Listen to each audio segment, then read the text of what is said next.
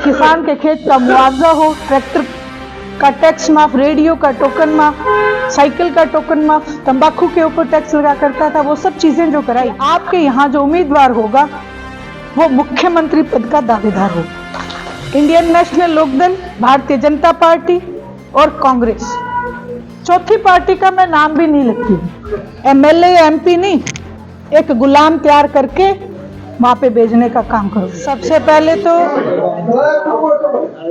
आप सभी को मेरी राम राम। आदरणीय ओम प्रकाश जी चौटाला की तरफ से आप सबको घनी घनी राम राम।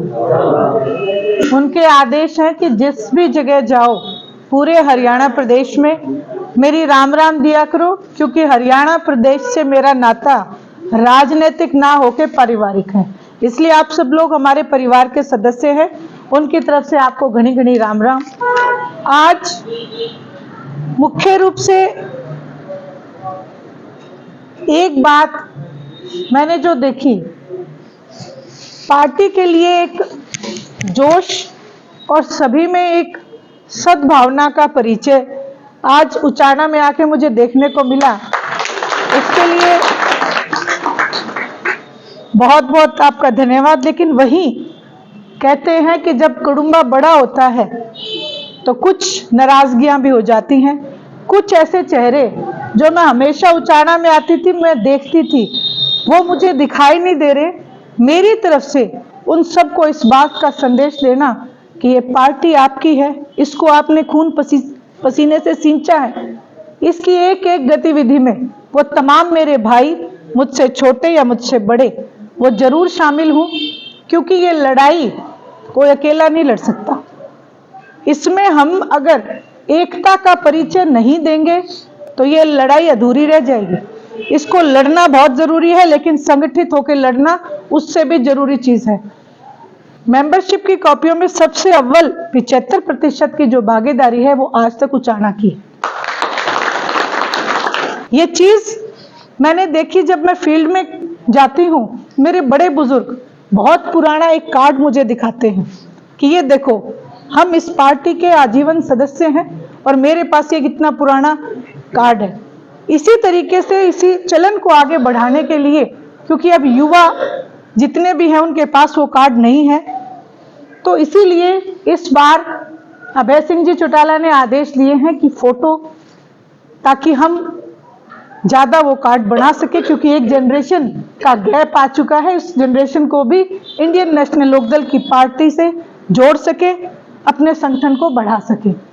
इंडियन नेशनल लोकदल इसीलिए लोकप्रिय मानी जाती है क्योंकि सभी धर्मों को, सभी जातियों को साथ लेके यदि कोई पार्टी चली तो वो इंडियन नेशनल लोकदल है। इस बात का उदाहरण आप देखेंगे कि जितनी भी जन कल्याण की नीतियां बनी हैं हरियाणा प्रदेश में, वो तमाम नीतियां इंडियन नेशनल लोकदल के राज में बनी हैं। आदरणीय चौधरी देवीलाल जी, आदरणीय चौधरी ओम प्रकाश जी चौटाला के राज में बनी है।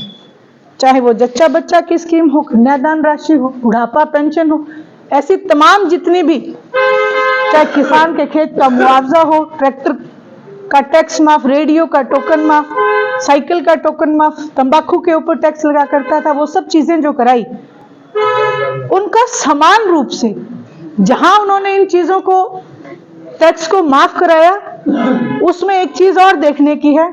आज हर धर्म का बुजुर्ग, हर जाति का बुजुर्ग, हर पार्टी का बुजुर्ग इस पेंशन को लेता है। कहीं पे भी ये चीज नहीं लिखी गई कि केवल इंडियन नेशनल लोकदल का बुजुर्ग इस पेंशन को लेगा।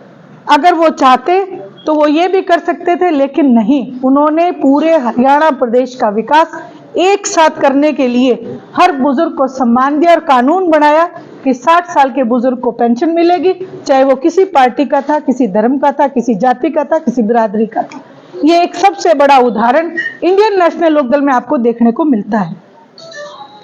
वहीं अभी मुझसे पूर्व लोकसभा चुनावों का एक जिक्र आया, जिक्र नहीं, इस चुनाव में हमें ये एक बीड़ा उठाना पड़ेगा, ये संकल्प लेना पड़ेगा। जैसे कि अगर उचाना हल्का है, उचाना हल्के से हम जिम्मेवारी लें कि इंडियन नेशनल लोकदल को यहां से जिता के भेजें। जब हर हल्का इस बात की जिम्मेवारी उठा लेगा, हर गांव का सदस्य इस बात की जिम्मेवारी उठा लेगा, तो कोई भी ताकत ऐसी नहीं है कि जो इंडियन नेशनल लोकदल को आगे बढ़ने से रोक सके। हम एक दूसरे के लिए ये कहते हैं कि वो काम नहीं कर रहा या वो काम कर रहा है। प्रधान जी ने एक बात कही कि अभय सिंह जी चौटाला को यहां से आपकी डिमांड है। मैं आप सब लोगों की इस बात का बहुत सम्मान करती हूं। ये निर्णय पार्टी के शीर्ष नेतृत्व का है, लेकिन अभय सिंह जी चौटाला बड़े खुले तौर पे आपके बीच में एक बात कह के गए हैं कि आपके यहाँ जो उम्मीदवार होगा वो मुख्यमंत्री पद का दावेदार होगा।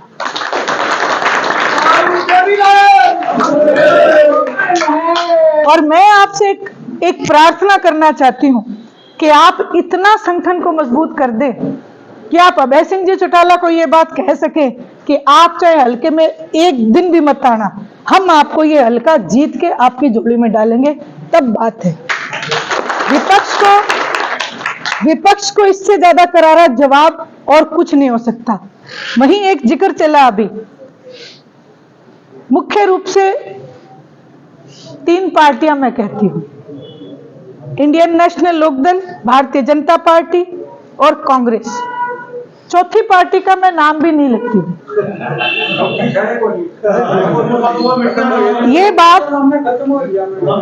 ये बात इसलिए कहती हूं क्योंकि जो चौथी पार्टी बनी थी, जिस तरीके से आपने देखा होगा बाजार में कई नकली कंपनियां आती हैं, लेबल असली कंपनी का लगाती हैं और अपना माल बेचने की कोशिश करती हैं। खरीदार एक बार तो उस माल को खरीदता है। उचाना ने भी खरीदा, हरियाणा की 10 सीटों ने वो माल खरीदा, और आज 10 की 10 पे हालात ऐसी है उस कंपनी की कि सब ने कहा ये बिल्कुल नकली और झूठा माल था। इसलिए उस कंपनी का मैं नाम नहीं लेती, क्योंकि झूठ की बुनियाद पे जो रखी हुई चीज है उसकी म्याद थोड़े दिन की होती है। आपसे अनुरोध ये है, मुख्य रूप से 3 पार्टियां जो मैंने आपसे कही, अगर आप भूल से भी गलती करते हो, भारतीय जनता पार्टी और कांग्रेस का नुमाइंदा लोकसभा और विधानसभा दोनों ही चुनाव 2024 में है, मैं दोनों ही चुनाव की बात कर रही हूं। अगर आप चुनाव करते हो बीजेपी या कांग्रेस का, तो आप एमएलए या एमपी नहीं, एक गुलाम तैयार करके वहां पे भेजने का काम करोगे। क्योंकि जो एमपी अगर बीजेपी का बन गया या कांग्रेस का बन गया, वो पार्लियामेंट में बैठ के गुलामी तो कर देगा, लेकिन एक किसान की, मजदूर की, कमेरी की आवाज को बुलंद कतई नहीं करेगा। जिस तरीके का आपने पूरे 5 साल से हरियाणा विधानसभा में देखा होगा, प्रत्यक्ष को प्रमाण की जरूरत नहीं। एक विधायक हैं आपके आदरणीय अभय सिंह जी चौटाला, लेकिन पूरे प्रदेश की कोई भी बात हो, अगर उठाने का काम किया तो अभय सिंह जी चौटाला ने किया। बेशक चाहे गवर्नमेंट नहीं है, लेकिन आज भी एक विधायक होते हुए यदि किसी का खौफ है तो केवल अभय सिंह जी चौटाला का है कि भाई पता नहीं किसकी फाइल उखाड़ के रख देगा, इसलिए इनके लोगों के काम करा दो।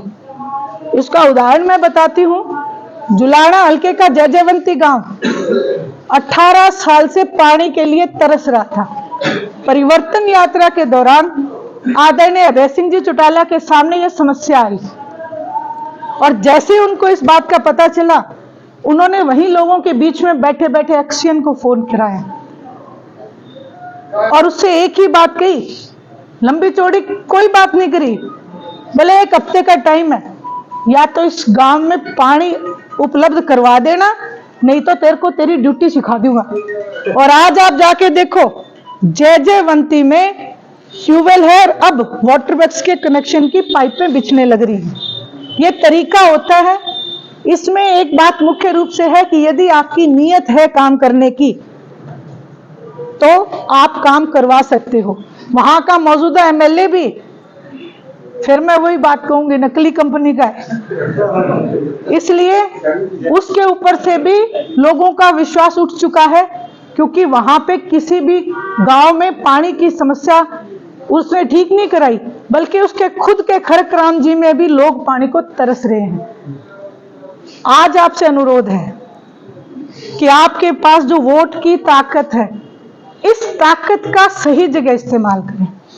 ना धर्म के नाम पे, ना जाति के नाम पे, किसी ऐसी चीज के नाम पे वोट ना दें जिससे कि हमारे समाज का, हमारे बच्चों का भविष्य खराब हो, हमारे गांव का विकास रुक जाए।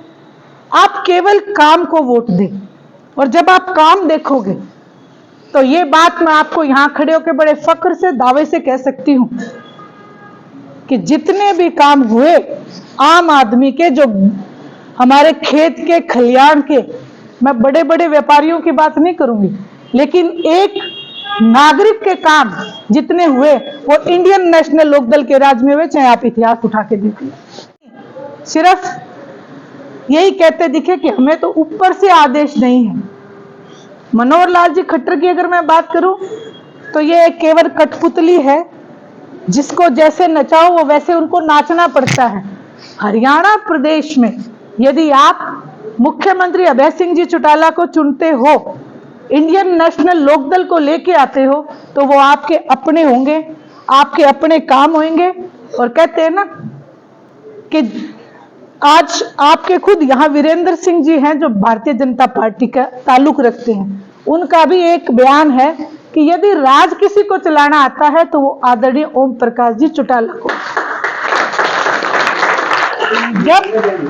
जब विपक्ष के पास भी हमारा तोड़ नहीं है तो फिर हमें डर किस चीज का है। आज ये सारे एक चीज और कहते हैं, बोले जी नरेंद्र मोदी ने राम मंदिर का निर्माण कर दिया और लोकसभा का चुनाव सिर पे है। जब आपको इस बात का पता है कि ये मंदिर का उद्घाटन, मंदिर जब तक पूरा भी नहीं हुआ और भाग के जाके मंदिर का उद्घाटन किया गया है, जब किया ही वोटों के लिए है, तो आप वोट मत दो ना। क्योंकि इनके पास, अगर ये लोगों के पास जाएंगे ना तो लोग इनसे पूछेंगे नीरव मोदी कहां गया, विजय माल्या देश को लूट गया वो कहां गया, और पूछेंगे 15 लाख जो खाते में आने थे वो हमारे कहां गए। नौजवान पूछेगा हमारी नौकरियों का क्या हुआ। आज एसएससी के आपने देखा होगा, पूरा मीडिया इस चीज को दिखा रहा है।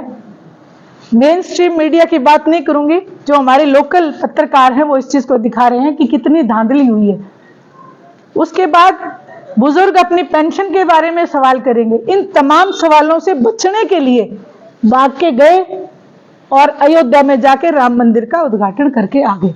इस बात को हमें समझना पड़ेगा और इनकी इस नीति को हमें काटना पड़ेगा, क्योंकि रेल बेच दी, तेल बेच दिया, जहाज बेच दी, सड़क बेच दी, फौज बेच दी, और अब भगवान श्री राम को बेचने निकले। इसलिए आपसे अनुरोध और प्रार्थना है कि इनको यहीं पे रोक लो। आप सब किसान हैं, आपको ये पता है कि पानी के आगे पाड़ कैसे लगानी है।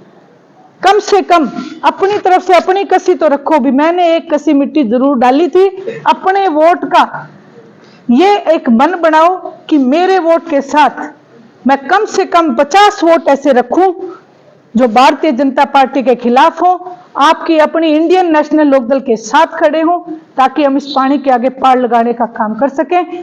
ये जो आज बवंडर लेके चली है भारतीय जनता पार्टी, पूरे देश को नाश करने के लिए, लोकतंत्र की हत्या करने के लिए। आपने चंडीगढ़ के मेयर का चुनाव का भी देखा होगा, वो अधिकारी बैठा सारे डबल दस्तखत करके और वोट रद्द कर रहा था। ये आप लोगों से विनती प्रार्थना है, इस लोकतंत्र को बचाना है। ये हमारी फसल और नस्ल की लड़ाई है, इसमें आप सब लोग संगठित हों। मैं फिर ये बात कहूंगी, जो भी भाई मेरे नाराज हों उनको मनाना है, और जो हमसे चले गए थे जेजेपी में, आज जितने साथियों ने आज ज्वाइन किया है, मैं सबका स्वागत करती हूँ पार्टी में, और इस बात का विश्वास दिलाती हूँ कि इंडियन नेशनल लोकदल ही एक ऐसी पार्टी है जो अपने एक एक वोटर का ध्यान रखती है, अपने एक एक कार्यकर्ता का मान और सम्मान करती है। आप सब लोग यहाँ पे आए, आपने मुझे जो मान और सम्मान दिया,